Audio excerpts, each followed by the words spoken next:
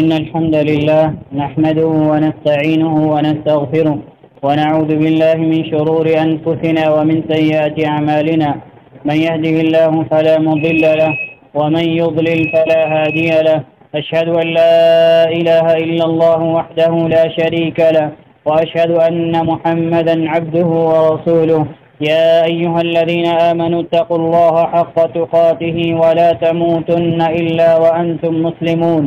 يا أيها الناس اتقوا ربكم الذي خلقكم من نفس واحدة وخلق منها زوجها وبث منهما رجالا كثيرا ونساء واتقوا الله الذي تساءلون به والأرحام إن الله كان عليكم رقيبا. يا أيها الذين آمنوا اتقوا الله وقولوا قولا سديدا يصلح لكم أعمالكم ويغفر لكم ذنوبكم ومن يطع الله ورسوله فقد فاز فوزا عظيما. أما بعد فإن خير الحديث كتاب الله وخير الهدي هدي محمد صلى الله عليه وسلم وشر الأمور محدثاتها وكل محدثة بدعة وكل بدعة ضلالة وكل ضلالة في النار. أعوذ بالله السميع العليم من الشيطان الرجيم. يوم تبلى السرائر. وقال جل وعلا في مقام آخر يستخفون من الناس ولا يستخفون من الله وهو معهم.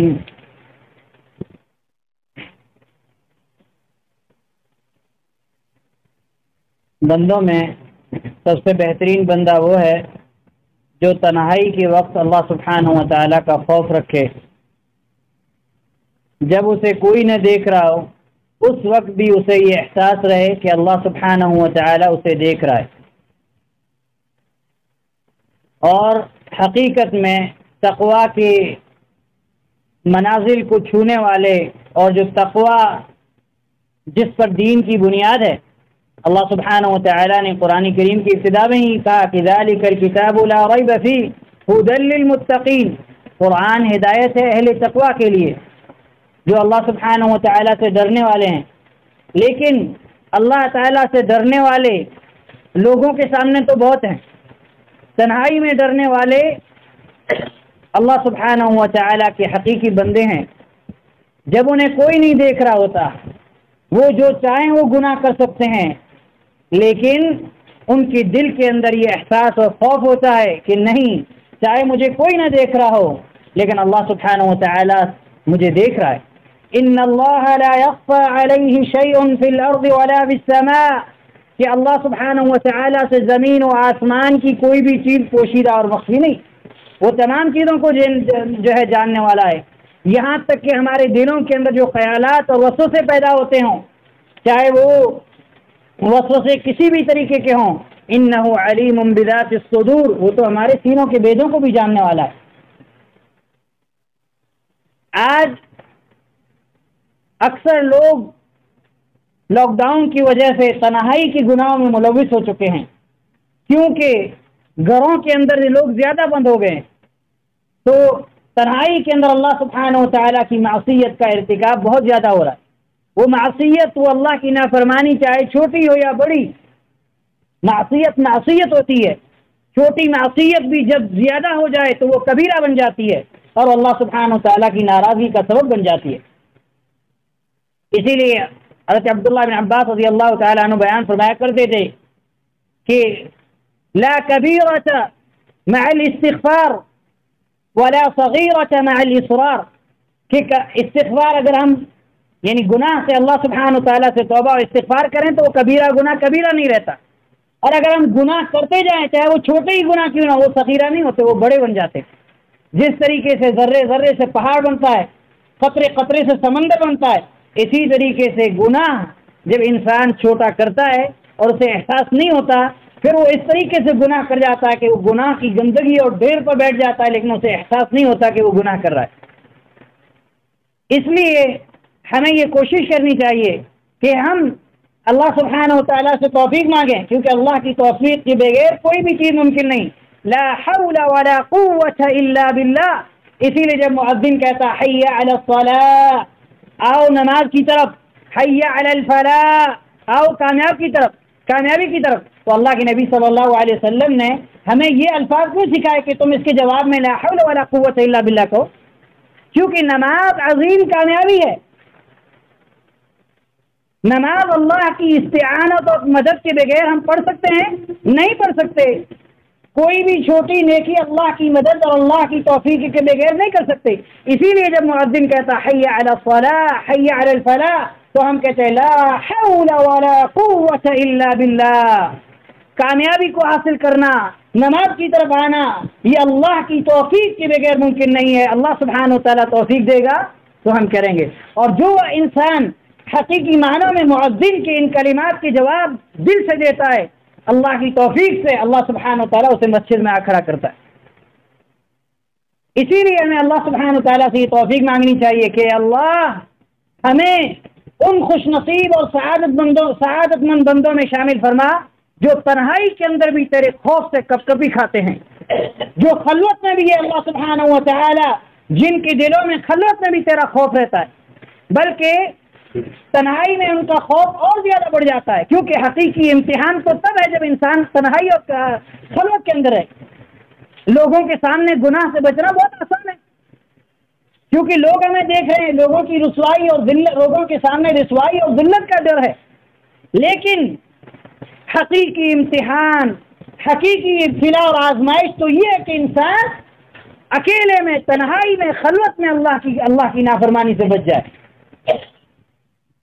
کیوں کہ جو خلوت اور تنہائی میں اللہ سبحانہ و تعالیٰ کی معصیت اور نافرمانی سے بچ رہا ہے، اس کے دل کے اندر یہ احساس ہے کہ اگر میں تنہائی کا گناہ کروں گا تو اللہ کی نظر میں ذلیل اور رسوا بن جاؤں گا.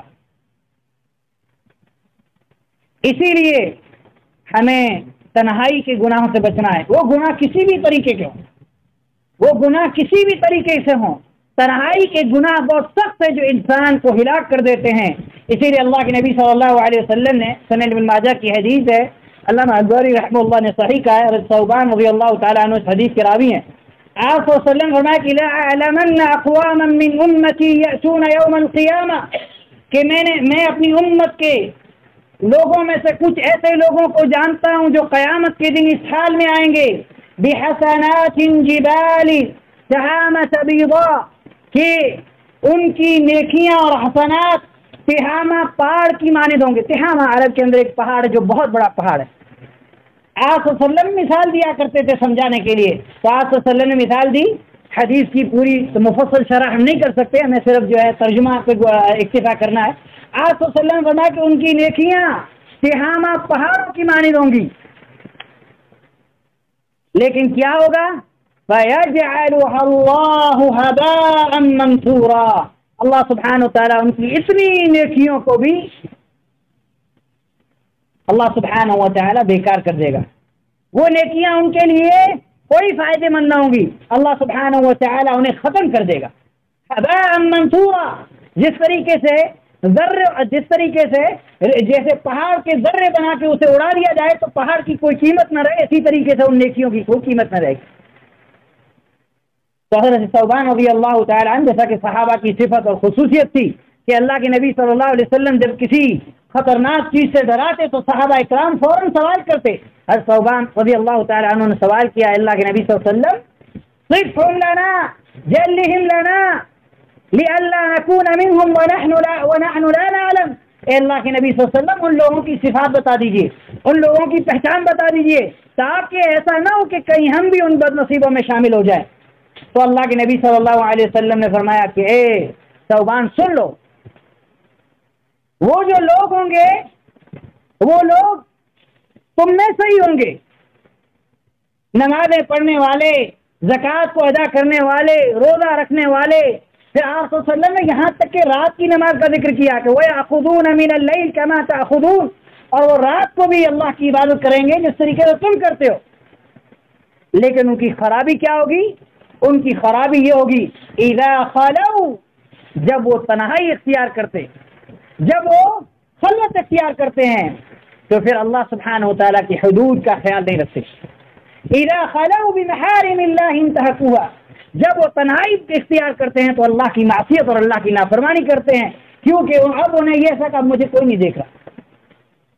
شیخ عبدالرزاق البدر حفظہ اللہ ایک درس کے اندر بیان فرما رہے تھے کہ تنہائی کی گناہ، اس سے انسان خود گناہ کرنے والا کتنا ڈرتا ہے۔ ان کی انہوں نے ایک مثال دی کہ ان کے بعد ایک نوجوان آدمی آئے، واللہ عالم یا اس طریقے کا کوئی ان کا واقعہ انہوں نے بتایا کہ وہ اپنے روم کا دروازہ بند کر کے اللہ کی نافرمانی کر رہے تھے تنہائی کے اندر، لیکن اس کے دروازے کے اوپر آواز آئی۔ جیسے ہی دروازے اوپر ہلکی سی آواز آئی، اس نے اس گناہ کو چھوڑ دیا اور فوراً ہوش میں آ کے چونک گیا۔ جب دروازہ کھولا تو دیکھا دروازے پر بلی ہے۔ یعنی تنہائی کے گناہ کے اندر انسان کو اتنا احساس اور خوف رہتا ہے کہ اگر ذرا سی حرکت بھی ہو تو بندہ چونک جاتا ہے کہ مجھے کوئی دیکھ نہ لے۔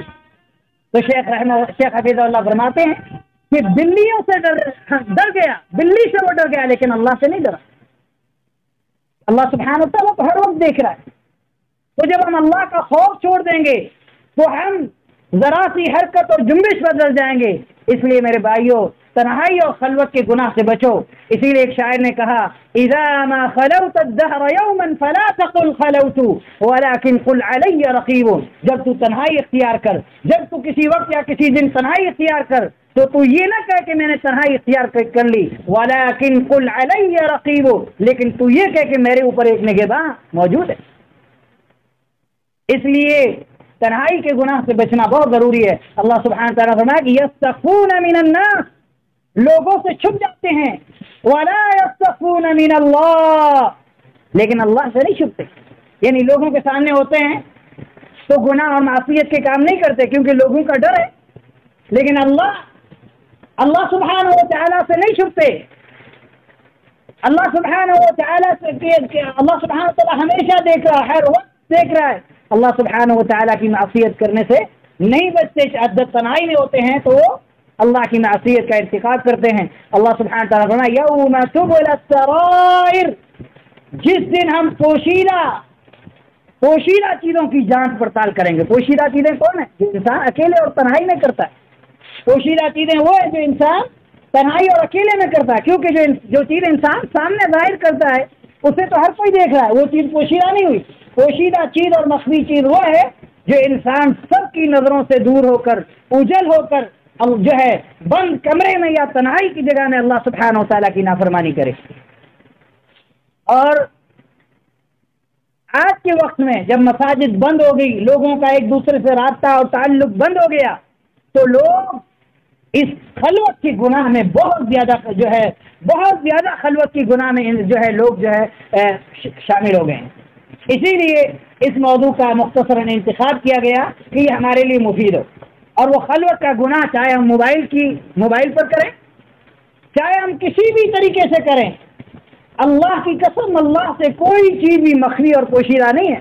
اللہ سبحانہ و تعالیٰ ایک ایک چیز کا ہم سے حساب لے گا، اور ہمارے کندھوں پر فرشتے بیٹھے ہوئے ہیں کرامن کاتبین جو ہماری ایک ایک حرکت کو نوٹ کر رہے ہیں۔ اور جیسا کہ میں نے آپ سے پہلے کہا کہ خطرناک آزمائش بندے کے لیے یہ ہے کہ بندہ تنہائی میں اللہ کی معصیت سے اپنے آپ کو بچا لے۔ جس بندے نے تنہائی اور خلوت میں اپنے رب کی نافرمانی سے اپنے آپ کو بچا لیا وہی انسان کامیاب ہے۔ جس نے تنہائی کے اندر اپنے نفس کو پاک کر لیا وہی انسان کامیاب ہے۔ جس نے تنہائی کے اندر اللہ کی حدود کا خیال رکھا انہی لوگوں کے لیے جنت ہے۔ جنہوں نے تنہائی کے اندر اللہ سبحانہ و تعالیٰ اور اللہ کے رسول کی حکم کی پیروی کی وہی لوگ فلاح پانے والے اور کامیاب ہونے والے ہیں۔ اس لیے میرے بھائیوں، تنہائی کی گناہ سے بچو۔ ہم یہ نہ غافل ہوں کہ ہمیں کوئی نہیں دیکھ رہا ہے۔ اللہ سبحانہ و تعالی چاہے ہم کتنی بھی مضبوط کوٹھیوں کے اندر بند ہو جائیں، چاہے کتنی بھی اندھیری اور تاریکی رات ہی کیوں نہ ہو، اللہ سبحانہ و تعالی ہماری ہر ایک حرکت سے واقف ہے۔ اور جو بندے تنہائی میں اللہ کے ان کا دل چاہتا ہے کہ میں اللہ کی نافرمانی کروں، میں گناہ کروں، لیکن انہیں احساس ہوتا ہے کہ نہیں، میں گناہ کر کے کہاں جاؤں گا، میں اللہ کی نظروں سے کیسے بچوں گا۔